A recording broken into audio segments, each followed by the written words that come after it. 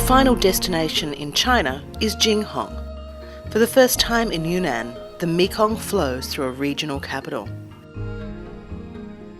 We see locals fishing under the Jinghong Friendship Bridge. However, it becomes clear that very few live by this river. The surrounding mountains are home to many hill tribes, the Dai people forming the largest group. Dai people, we had been told, have more of a connection with the land than the river. Indeed, it's an unavoidable fact of Jinghong that everyone is occupied in the same endeavour, rubber. Industrialised rubber plantations spread dramatically in the 1980s. In fact, in the following 2 decades, nearly 2/3 of rainforests were lost to plantations. The enterprise itself has grown so profitable that it has almost replaced local rice farming completely. Traditional housing in many villages is now being replaced with modern houses, complete with televisions, solar hot water and electricity.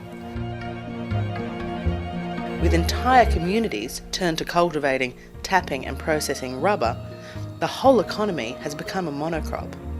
And it seems a dangerously one-way policy should factors undermine the value of rubber at some future date. But as much as we search for some dissent, everyone pledged their satisfaction with the advent of rubber. In our final days in China, we set out in search of the Jinghong Dam. This is the 3rd dam in operation on the mainstream of the Mekong and was built wholly for electricity exports to Thailand. We spent some time motoring on the reservoir and, unsurprisingly, rubber plantations line the perimeter. A village relocated by the damming of the Mekong sits on the upper banks of the reservoir.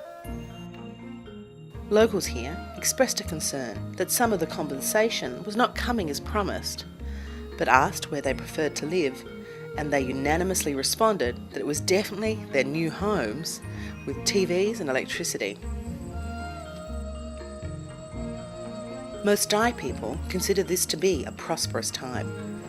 In the words of an elderly man we spoke to, in all of history, this is a good time for the Dai. They have lost something but gained something else. They lose the forest, but they don't really mind. They cut it down themselves to plant more rubber.